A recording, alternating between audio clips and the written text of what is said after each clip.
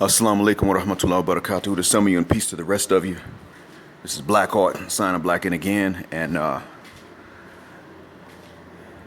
going to ask you to hit that share button or to simply inform people by word of mouth before you even hit the like or subscribe button, because the message is more important than the messenger. And that being said, in all honesty, I'm talking about Chris Morgan, and I'm talking about some really nasty things that we've had to learn about his people based on what he's had to go through. Several things that we need to notice. Now, first, you need to see the tape. Then there's going to be an interview that he gives a male reporter the next day. You need to see that. And then there's a follow-up report by a female reporter. I guess that's the next day. I don't know. You need to see that too. Now, some might ask me, why do we need to see all of this? Well, first off, I want you to see the difference between how the female reporter reports on this case and how the male reporter reports. The female reporter says this man expressed frustration at rejection from women because of his height. No, he did not actually. He expressed frustration at the disrespect he faces due to his height. The male reporter interviewed him and let him tell his story. Therein you see a difference. The female reporter also said, notice the nervous reaction of the lady he passes by on his way out. And there's a lady that has her back turned to him, facing the camera that's recording, and she's stifling back laughter. And the female reporter tries to make it sound like this lady is nervous. She's not nervous. She's trying not to laugh like the lady behind the counter laughed at him. That's what's really going on. It's not nervousness. She thinks it's funny. She thinks it's funny because many of the women thought it was funny. A lot of women in the West are trained to think that it's funny when bad things happen to men. Now, if you add to the fact that he's broke or short, or got a small ding-a-ling, or just unlucky in some regard, well, it just gets even worse. Nobody wants to stop and say, well, you know what?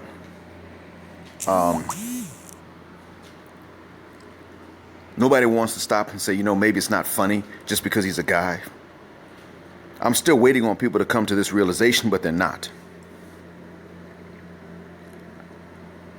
So that being said, I want you to take a look at these things. If you haven't, you can pause this and come back and then hear the rest of it after you've taken a look. If you've taken a look, you don't need to hit the pause. Just keep on listening, because you've seen what I'm about to point out. For one, you can't even expect the lady reporter to handle this with objectivity and getting a fact straight.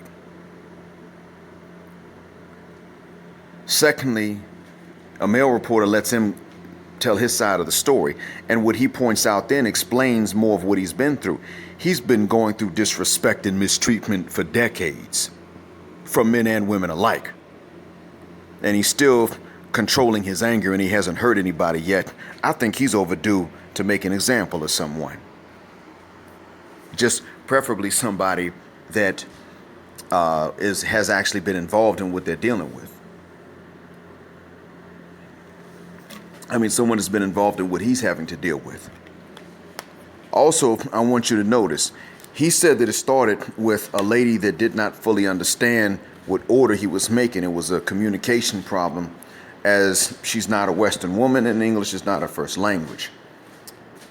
Now, we would not expect women like this to be so harsh against a man for being short, would we? But that's exactly what goes on in this case.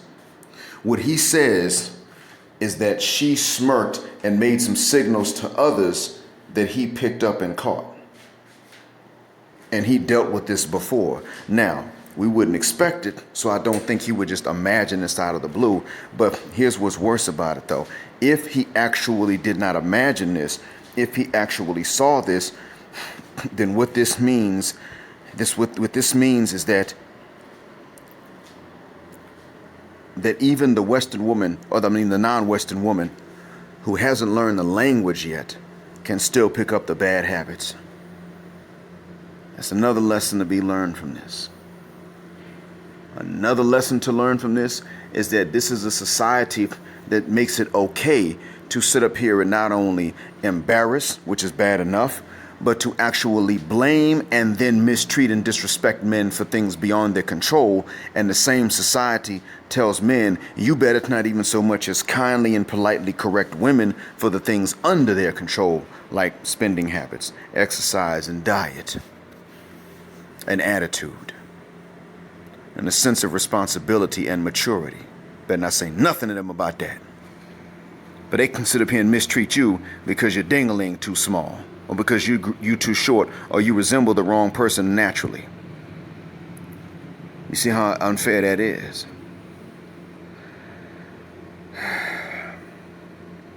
There's one last lesson, and then I'm done. I want you to notice that other than the Indian lady that doesn't show up on camera, if she's actually Indian, all of them white. All of them that show up on camera white, from what we can see. White. They are a society that will drive one of their own to probably have to commit murder, but we emulate them. We look to them like they're a standard. We want to marry them. We want to talk about swirling with them. I'm telling you, that's exactly what we don't need to do. Something's wrong with us. These are people that ain't worth a dime, and for some odd reason, we want to swirl with them. I don't understand why we think this way, but we do. Somewhere down the line, we don't hate them enough as a society. Individually, judge them as individuals. But I'm talking about as a society, we don't hate them enough, so we want to be like them. And what does this lead to? Well, I'm scared actually, because right now I can honestly say that if you're a short black man in the community and you're an adult, you probably were done getting this kind of treatment leveled at you after your teens. But apparently we see in this community that's not the case. No, they ratchet too, they ghetto too. So we do need to get our stuff together. But one of the things we have to understand is, where did we get this stuff from? We got it from them. Look at their women and how their women react to what he's going through. Look at that coward bitch-made ass man that tackles him twice his size. Look how none of the women even seem to think that dude's a coward, and they're still laughing at Chris Morgan. Now that's some childish stuff. And we think that their society is better than ours. I'm telling you, we got the bad parts of ourselves from them. That's the last lesson we need to learn. And that's the most important. If you don't believe me, let me tell you this. A lot of us say, well, you know, as men, we go out and we get the resources we want trying to impress women because they're important to us. And I agree, generally speaking, we do. So what the hell you think made these white men from Western Europe go out and colonize the rest of the world to try to steal their resources? You think they did it for themselves? No, they did it trying to impress that white cave bitch. They were so bad, even Eastern Europeans got sick of them. I feel bad for a lot of Eastern Europeans that don't get westernized, because they got to deal with this crap. But do you see now where this starts? Oh yeah. Yeah, that white bitch is a problem. That's why I'm sitting up here calling her a cave bitch. I wouldn't do it for no reason. I know that not every white woman's that way, and I'm not sitting up here blaming the white women that aren't. But I'm telling you that as a society, that's exactly how the hell they are. One of the reasons they feel comfortable doing this is because they've gotten results from it before. The rest of the world got colonized and the resources were spent on them. To the point, and not even all of them to begin with, but they became the standard, to the point that they became associated with more resources being spent on them by their men.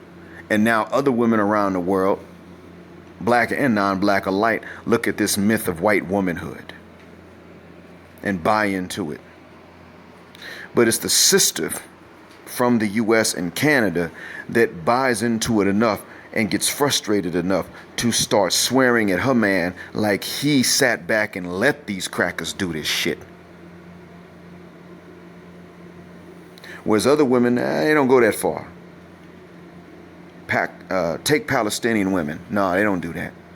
Palestinian women don't do that to their men. And they're really going through it right now with Israel. But they don't do this to their men. Rohingya women are being raped and murdered. They're not blaming the Rohingya men for it.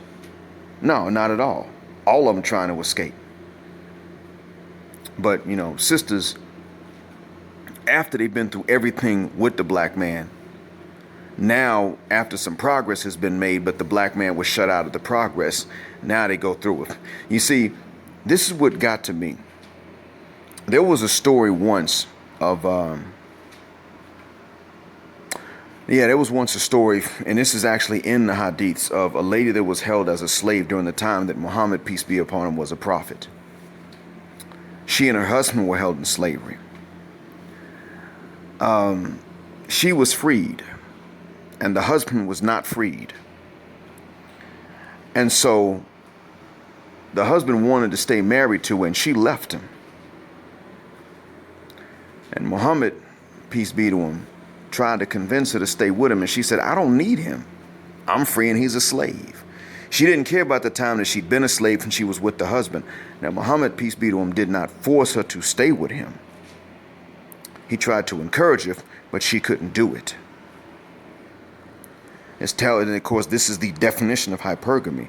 She moves up faster than him. She can't stand him anymore. Doesn't matter how much he loves her. So, that being said, what that means to me is that she's bought and sold. She's with him as long as both of them are going through it. But if she doesn't have to go through it anymore and he does, she's not looking and saying, well, goddamn these Bedouins for keeping us in slavery anyway. No, what does she do? She says, nah, I'm not staying with him. I'm not blaming the ones who enslaved both of us. I'm looking down on him because I got free. And that's why it was that during slavery, when you had free black men, they could marry, not legally, but they could so-called marry slave women. But if a woman was a free black woman, she could marry a slave man, even though her children would have inherited her free status from her. A lot of them just couldn't do it. But back then, there wasn't the same level of hatred. Now you've got a contempt. And if a man is beneath a woman in any worldly manner, by any worldly measurement, and their society is the start of this. I mean, their society is the epitome of this. It might happen across the board, but their society, these cracker society, is what's so bad that it ruins other societies too. So stop trying to integrate into that burning house. I don't hate black women. Not at all. I love to see black men and black women sitting up on their porches, drinking Kool-Aid or whatever else, enjoying each other's company, watching these crackers implode on each other.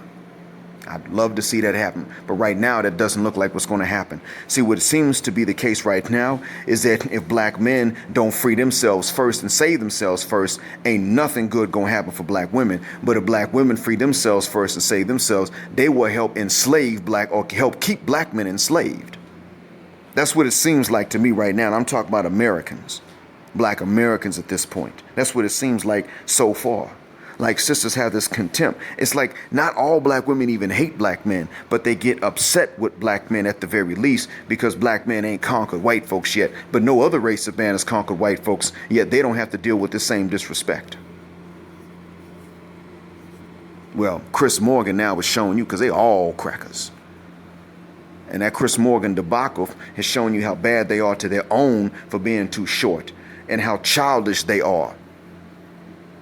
You've seen this. Let this be a lesson to you. I hope this has been a benefit. Assalamu alaikum. Black Heart, sign of Blackout.